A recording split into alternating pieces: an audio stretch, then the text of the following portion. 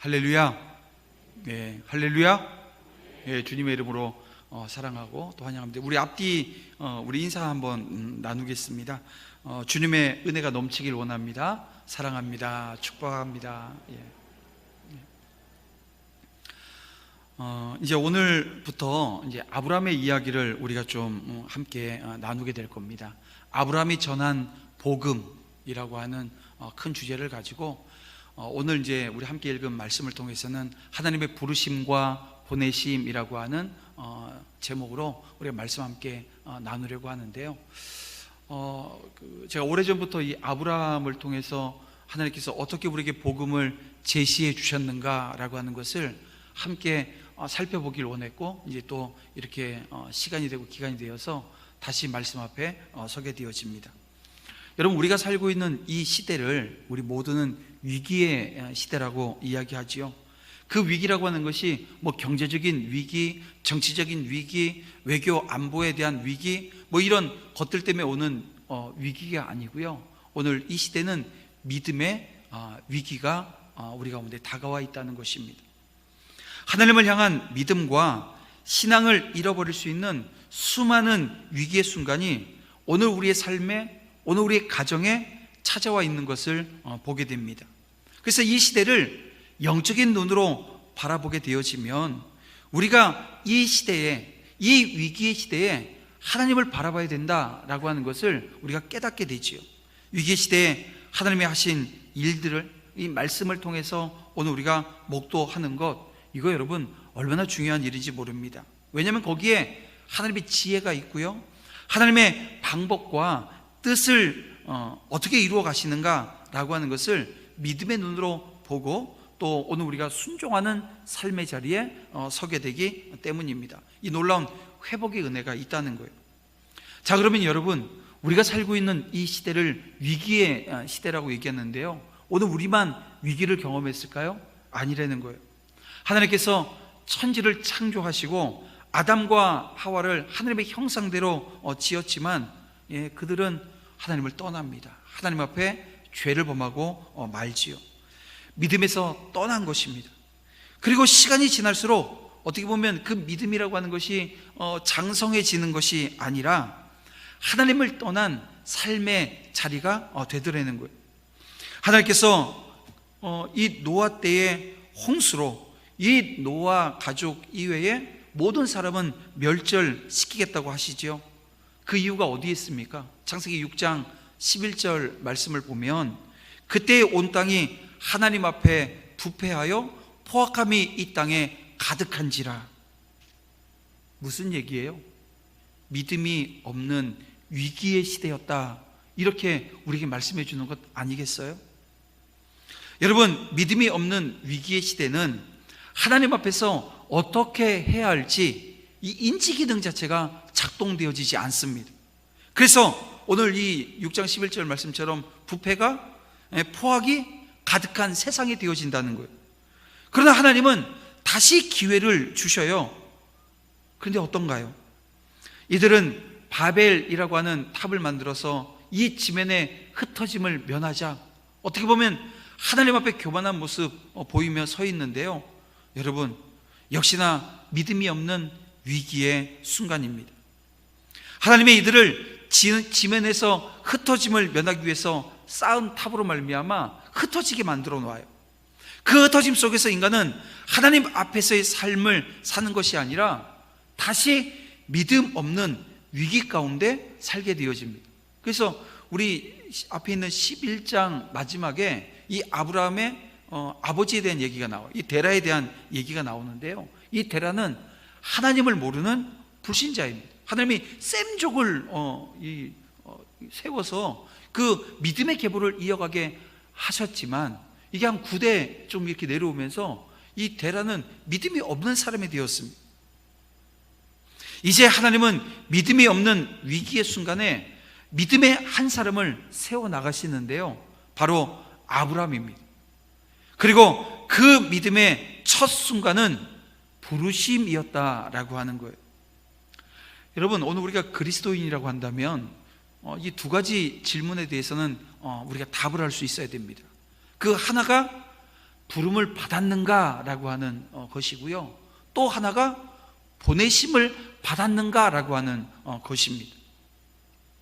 하나님이 나를 부르셨다고 한다면 여러분 그것은 보내기 위한 것임을 여러분 믿으시길 바랍니다.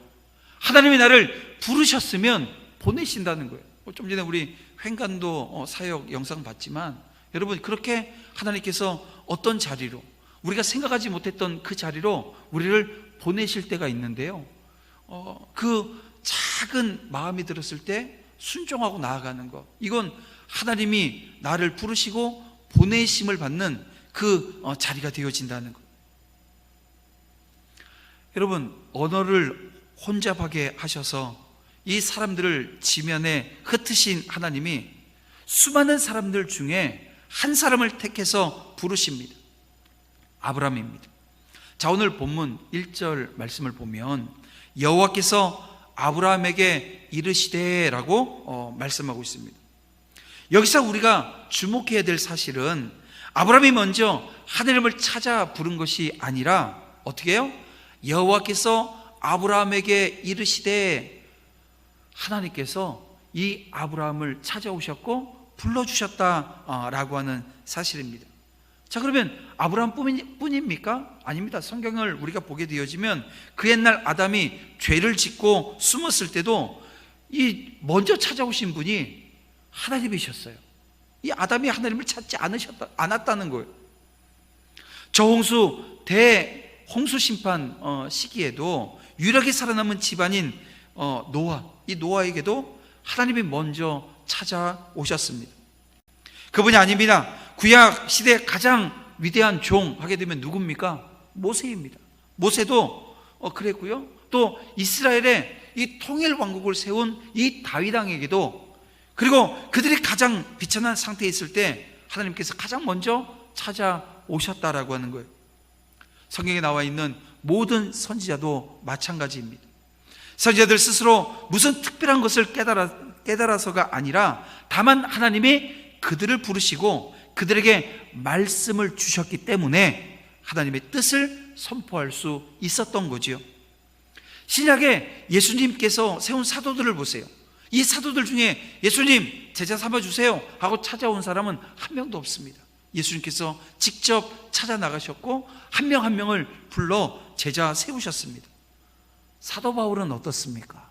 사도 바울도 그는 예수 믿는 사람들 잡겠다는 거예요. 고소하겠다는 거예요. 어떻게 보면 죽음의 자리 형장으로 이끌겠다고 그 자리에 서겠다고 가고 있었는데 그 순간 주님이 찾아가 주셨습니다.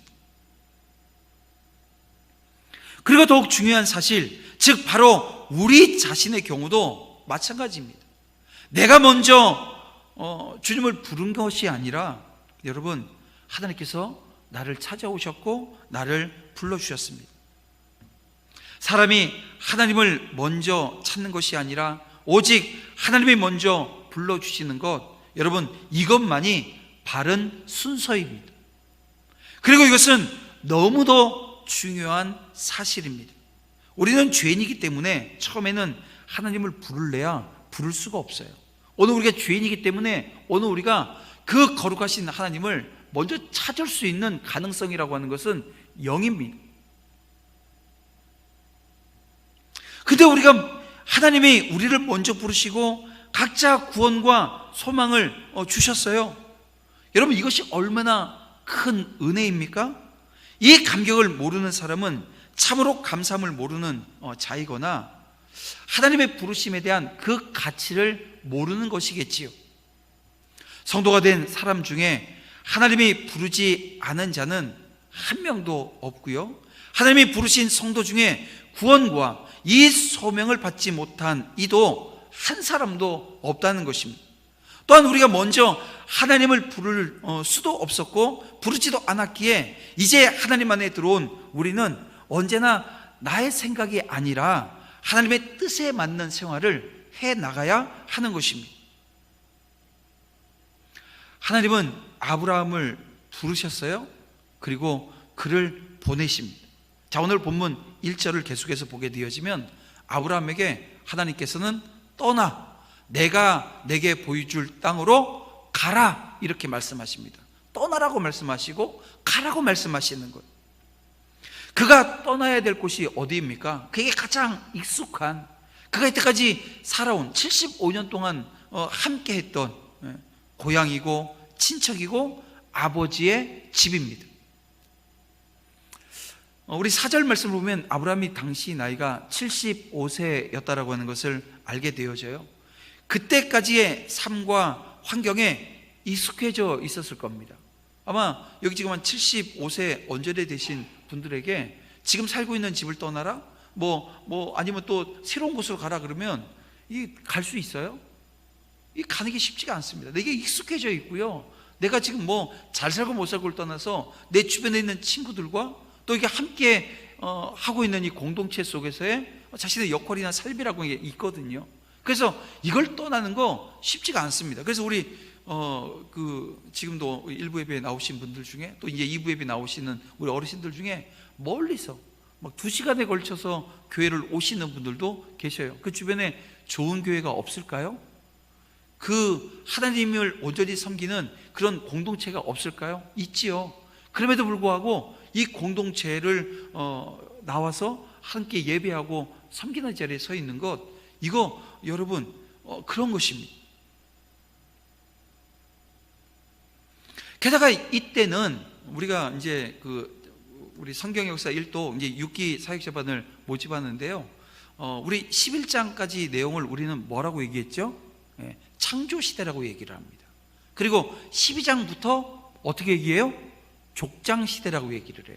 그러니까 이게 무슨 얘기냐면요, 이 당시 시대적인 이 배경이, 우리는 지금 나라를 이루고 국가를 이루고 대통령이 세워지고 이런 과정이 있지만 그 당시는 이 족장이 있었어요. 그러니까는 이 아브라함이 족장인 아브라함족, 아브라함이 한 일가를 이루고 자기의 모든 안정과 경제생활 모든 것들, 이런 것들을 책임져야 되는 상황입니다. 그러니까 지금 아브라함이 지금 하란에서의 삶이라고 하는 것은 그런 보호, 안전이라고 하는 것을 지금 보장받고 있었던 상황입니다.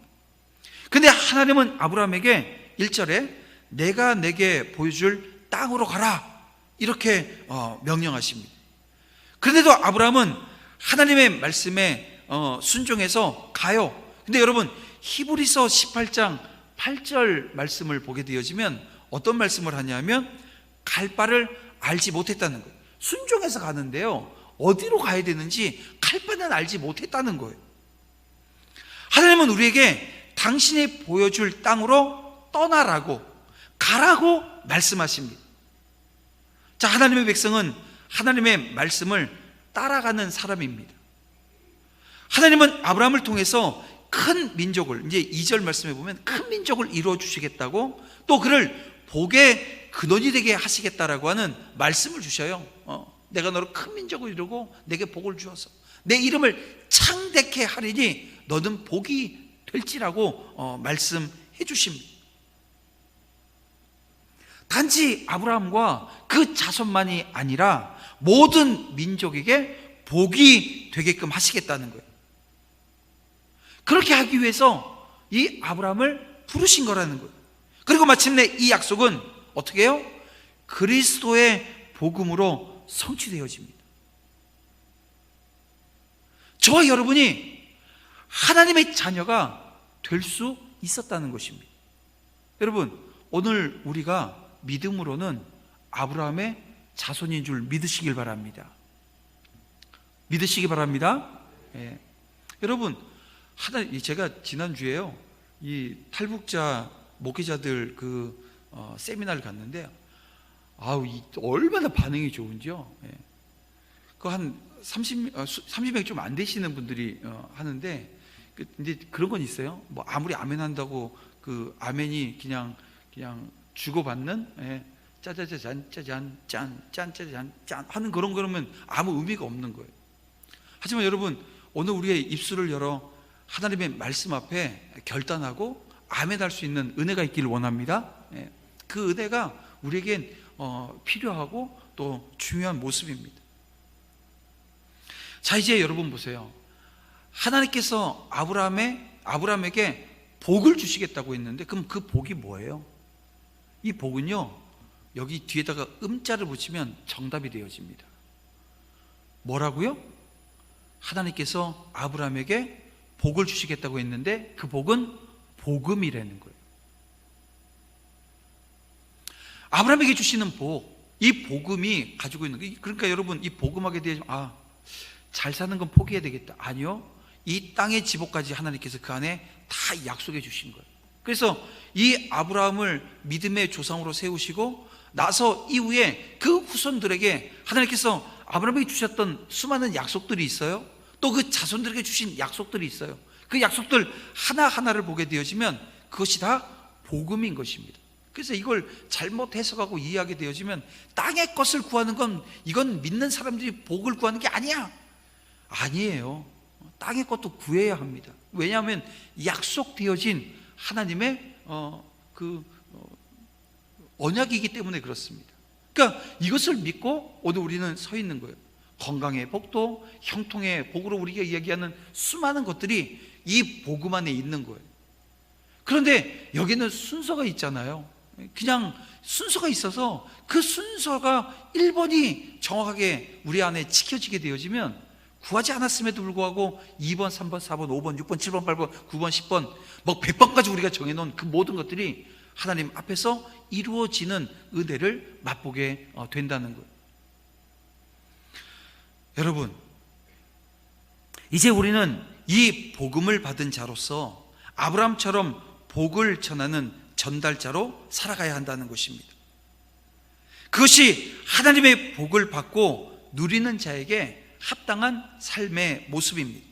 죄로 인해 사망 가운데 놓여있는 인류가 이 아브라함의 씨, 곧 예수 그리스도로 말미암아 구원을 얻게 되어지는 영적인 축복을 누리고, 또 그 축복의 자리는 다른 게 아니라 이 복음의 전달자로서 하나님께서 너를, 모든 민족이 너로 말미암아 복을 받게 하겠다, 복음의 전달자로 이 아브라함을 삼겠다고 말씀하시고 또 실제적으로 삼아 나가시는 그 모습이 우리가 이제 창세기를 통해서 보게 되어집니다.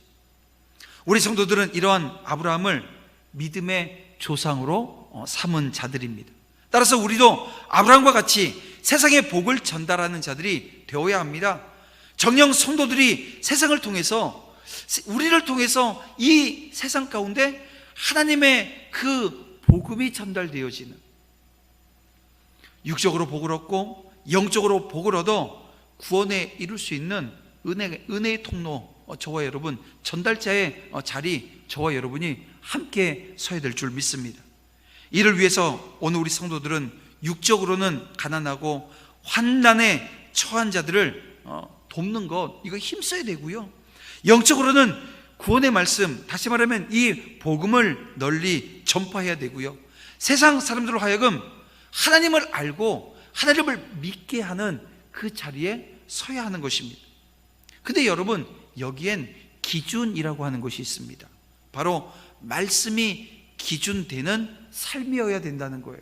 자, 오늘 본문 4절부터 6절까지의 말씀은 아브라함이 하나님의 소명에 순종해서 가나안으로 이주하는 장면이 나오는데요, 근데 여기 4절 말씀을 보게 되어지면 이런 말씀이 있습니다. 이에 아브라함이 여호와의 말씀을 따라갔고 라고 말씀하고 있습니다.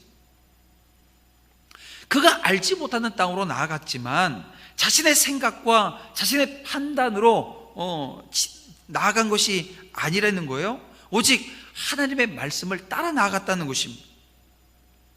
공동체의 지도자로 오랜 세월을 살며 많은 경험과 지식이 이 아브라함에게 있었을 겁니다.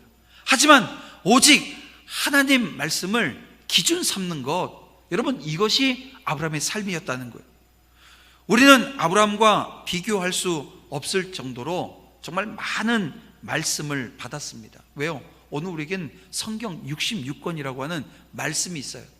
여러분, 아브라함이 이런 성경 66권이나 되는 이 두꺼운 이 성경 말씀처럼 하나님의 말씀을 그렇게 많이 받았을까요?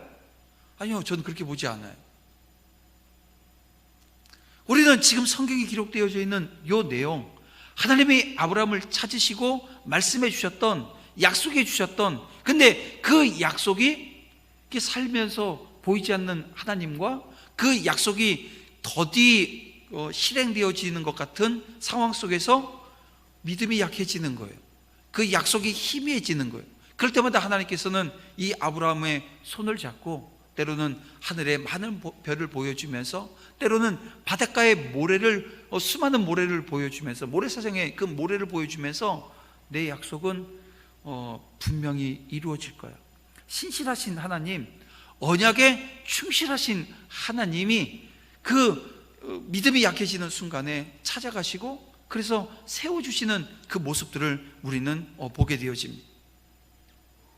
사랑하는 성도 여러분, 오늘 우리 또한 오직 하나님의 말씀 앞에 오롯이 순종할 수 있는 저와 여러분 되어지기를 원합니다. 왜 성경 읽자고 1년에 이번에 이제 세 번째거든요. 세 번째 성경 역사 일독을 하겠습니까? 여러분들의 삶의 자리에 위기가 오고, 여러분들의 삶의 자리에 그 위기라고 하는 것이 믿음이 약해져서 하나님 앞에 온전히 서지 못하는 그 순간에 오늘 우리에게 약속의 말씀, 그 하나님의 말씀이 작동하게 하는 거예요. 말씀 앞에 서는 것, 그리고 하나님, 내가 순종하겠습니다. 나는 죽고 예수 사는 삶의 자리에 서겠습니다. 다시금 결단하고 결단해서 하나님 주신 은혜를 맛보는 거죠. 그 자리에 서는 거죠.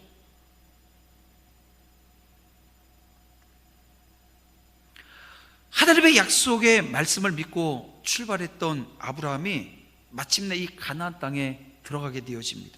근데 오늘 본문에서 6절 보게 되어지면요, 아브라함이 그 땅을 지나 통과하는 땅이었던 것 같아요. 그리고 이 9절 말씀을 보게 되어지면 점점 남방으로 옮겨갔더라, 이렇게 끝맺고 있습니다. 오늘 본문은 그렇게 끝나는 거예요. 여러분, 가나안 땅은 지나가는 곳이지 그 땅 자체가 종점이 아니라고 하는 것을 우리는 알게 되어집니다. 여러분, 이 구절은 사실상 아브라함이 자신의 삶을 순례길로 봤다는 것이고요, 이 땅에서는 외국인과 나그네로 살았던 믿음 생활이라고 하는 것을 오늘 우리에게 아주 추격해서 보여주는 것 아닌가 생각이 들어요. 그래서 6절과 이 9절 사이에 끼어있는 이 사건들은 아브라함이 믿음의 사람으로서 겪고 익혀야 했던 이 순례의 내용을 압축한 것으로 보면 됩니다. 아브라함이 가나안 땅에 들어와서 가장 먼저 도착한 곳이 오늘 본문에 보면 세겜 땅 모래 상수리 나무였습니다. 근데 이 모래라고 하는 이 단어의 원어의 뜻을 보게 되면 지침, 가르침이라고 하는, 그래서 선생이라고 하는 말과 관련이 되어져 있는 것을 보게 되어집니다. 자, 그러니까 이 모래 상수리 나무, 이 모래, 가르침, 선생, 그러니까 이걸 좀 우리가 이 단어를 가지고 유추를 해보면 무당이나 점장이로 옮겨질 수 있는 거예요.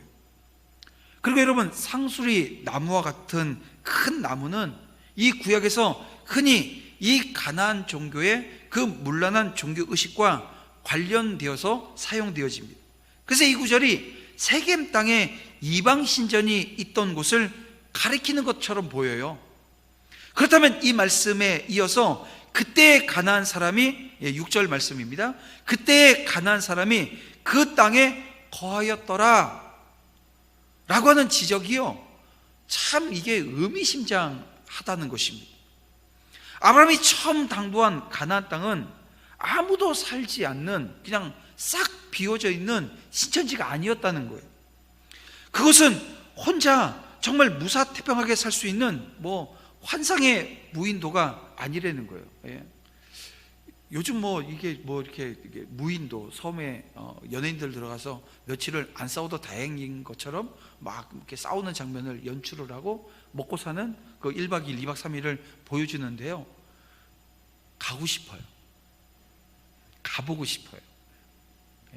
그런데 가면 제 성격상 한 3일 지나면 수영해서라도 나와야 될 거라는 막 그런 생각들을 하기는 해요. 근데 여러분, 아브라함이 갔던, 우리가 이걸 생각하고 저걸 생각해, 그런 곳이 아니에요. 여기는 위험한 곳이었고요, 여기는 종교가 다르고 이게 모든 문화가 다르고 모든 것이 자기는 이방인이었다는 거예요.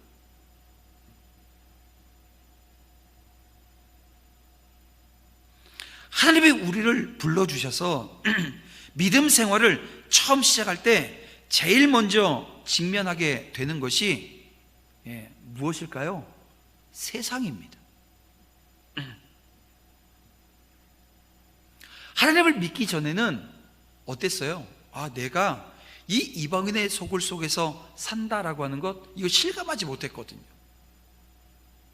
내가 이 사람들과 같이 살았어? 라고 하는 걸 실감하지 못하고 그냥 모든 것이 당연하지 않았는데 다 당연했던 거예요. 근데 일단 이 신앙생활을 하게 되어지면, 신앙생활 안으로 들어오게 되어지면 세상이 얼마나 죄가 많은 곳이며 자신이 살고 있는 땅이 어떤 곳인가라고 하는 것을 아주 민감하게 보게 되고 깨닫게 되어진다는 겁니다. 여러분, 이것은 하나님이 우리들을 교육시키는 영적 훈련의 순서입니다. 먼저 이 세상의 정체와 내가 서 있는 위치를 바르게 파악하는 영적의 눈이 띄어져야 된다는 거예요. 그 영적의 눈이 띄어져야만 성도로서 어떻게 이 세상을 살아나가지? 라고 하는 것을 아주 심각하게 생각하고 바라보게 되어집니다.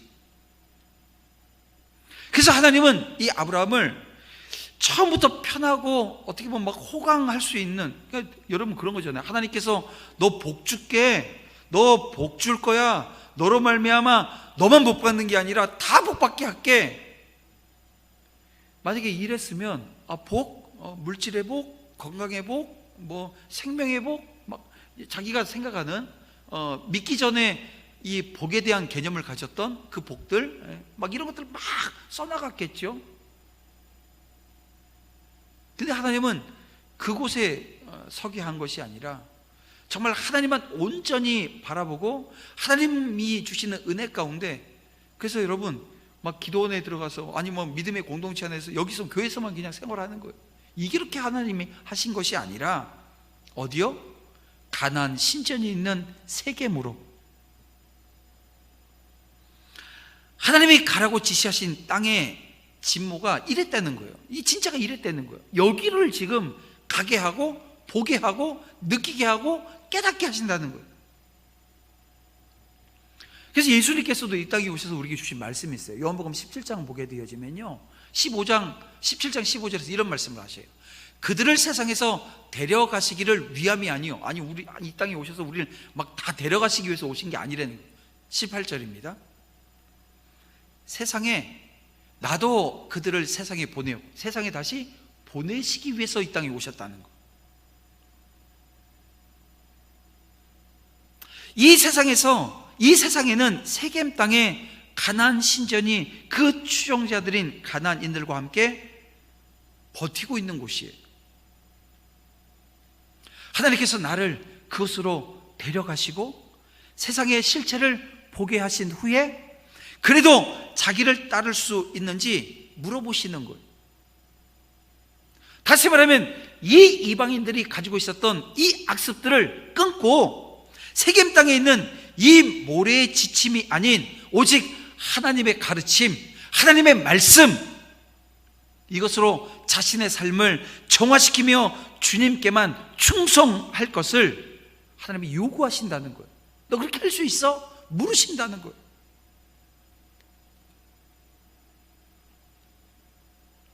근데 이 순종과 이 충성은요, 이 가난의 퇴폐 문화와 이 육감적인 이 다신 종교의 압력에 맞서서 증명되어져야 된다는 거예요. 네 주님 그렇게 할게요, 네 주님 그렇게 하겠습니다 결단했는데요, 그 입술의 결단이 삶의 자리에서 증명되어져야 된다는 거예요.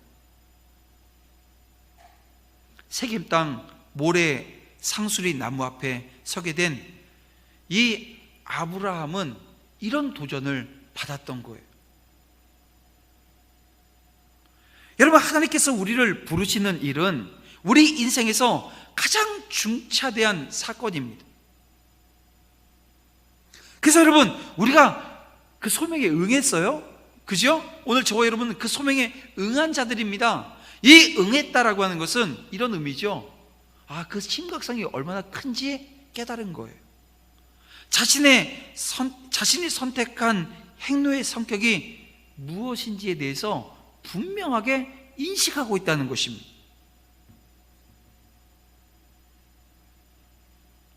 그래서 여러분, 오늘 우리가 이 하나님의 부르심을 받고 일어섰다라고 하는 것은, 그리고 하나님의 말씀에 순종해서 한 발을 내디뎠다라고 하는 의미는요, 세상을 등졌다라고 하는 의미가 되어지는 겁니다. 그러나 두고 온 세속의 이 생활 스타일이 세상의 그 스타일, 살았던 삶의 자리, 이걸 등진 것이지 세상 자체가 아니라는 거예요. 우리가 등진 건 세상을 등졌다고 해서 제가 다시 말씀드리지만 우리끼리 교회 안에서만 우리끼리만 사는 게 아니라는 거예요. 내가 세속의 것들을 버렸다라고 하는 것은 계속 세상 안에서 살기는 살아요. 우리가 오늘 주일 예배하고 하나님 앞에 오늘 주신 말씀들을 통해서 결단하고 다시금 말씀으로 무장되어져 정말 영적으로 충만해져서 어디로요? 하나님이 또 살게 하실 세상으로 나아가는 것입니다. 그래서 내가 세속의 것들을 버렸다라고 하는 것은 계속 세상 안에서 사는데 세속에 물들지 않아요. 그 안에서 경건한 삶, 그곳에서 헌신되어진 삶을 통해서 오늘 내가 물들지 않았음을, 내가 여전히 등지고 있으나 이 세상에서 하나님이 주신 사명을 감당하고 있음을 증명해야 한다는 것입니다. 그런 의미에서 하나님은 내가 버리고 떠난 세상 속에서 나를 다시 깊숙이 데리고 가신다는 거예요. 그래서 여러분, 세겜 땅 모래 상수리 나무 앞에서 내가 이 모든 우상과 세속 신의 유혹들을 뿌리치고 주만 따라 살겠다라고 하는 이 다짐이 생기는 거예요. 그리고 그 앞에서 아브라함은 뭘 하죠? 하나님을 예배합니다. 가나안 땅에 들어간 아브라함은 장소를 옮길 때마다 하나님을 위한 제단을 쌓습니다. 하나님을 예배한 것입니다. 여러분, 어디서요? 신전 앞에서 하나님을 예배한 거예요. 여러분, 우리가 살고 있는 이 세상이 믿음의 위기입니다. 오늘 우리의 위기라는 거예요. 근데 이 위기 앞에 하나님께서 믿음의 한 사람, 주변 보지 마시고요, 오늘은 나만 보시길 바랍니다. 나 자신만 보시길 바래요. 믿음의 한 사람을 찾으시고 그 복음의 전달자 그 한 사람을 찾으시는데요, 어떻게 해요? 하나님은 예배자 한 사람, 이 땅에서 이 우상의 창고에 있고 하나님을 떠나 정말 말로 다 할 수 없는 그 하나님이 싫어하시고 하나님이 가장 싫어하는 그 모습들이 창고에 있는 이 땅에 저와 여러분을 예배하는 예배자 한 사람으로 세우신다는 거예요.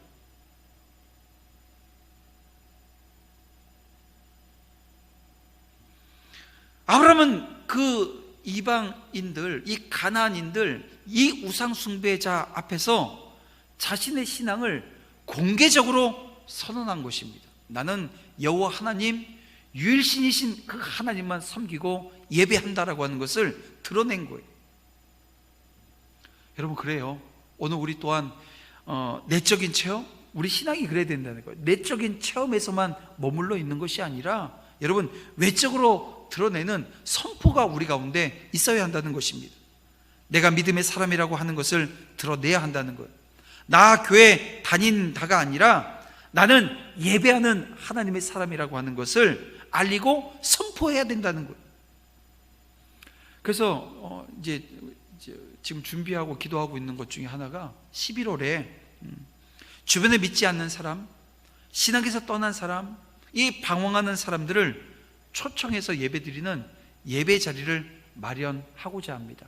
작년 정책당회 때 벌써 우리 장로님들과 이 일에 대해서 나누고 아마 장로님들도 기도하며 준비하셨을 거예요. 그 자리를 함께 마련하고자 하는 겁니다.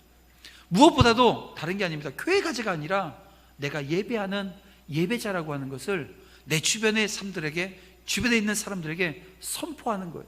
아브라함처럼 나는 예배하는 자야, 나는 하나님을 믿는 자야 라고 하는 것을 선포하는 그 첫 자리가 되어지기를 원하는 것입니다. 그 사명 감당하기 위한 그 첫 자리에 우리 모두가 함께 서기를 주님의 이름으로 축원함을 드립니다. 그랬습니다. 세겜에서 베델 동쪽으로 장소를 옮긴 아브라함은 그곳에도 하나님을 위한 제단을 쌓고, 오늘 8절을 보니까 여호와의 하나님의 이름을 부릅니다. 여호와의 이름을 부르더니 라고 말씀하고 있어요. 근데 세겜과 다른 점은 제단만 쌓은 게 아니에요. 이제는 여호와의 이름을 부릅니다.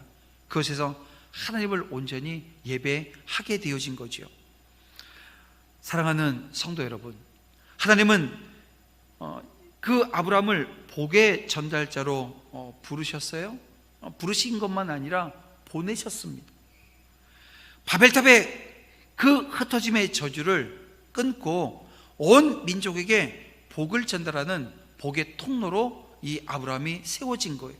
이제 하나님은 저와 여러분을 통해서 이 세상에 복 주시기를 원하십니다. 여러분, 이걸 믿으시길 바랍니다. 하나님은 아브라함만 그렇게 복의 통로로 쓰신 것이 아니라 저와 여러분을 그 복의 통로로 사용하셨어요. 이 복음의 통로로 쓰신다는 거예요. 하나님의 말씀에 따라 순종함으로써 그 전달자로 온전히 살아가는, 그래서 한 주간의 삶이 여러분 계속해서 찔림이 되어지고, 계속해서 내 생각과 내 삶 속에 이 하나님이 주신 말씀이 어떻게 되면, 어떻게 하면 이루어질 것인가 고민하고 답을 낼 수 있는 하나님의 신실하심이 여러분들의 신실함이 되어지는 은혜가 있기를 주님의 이름으로 축원합니다.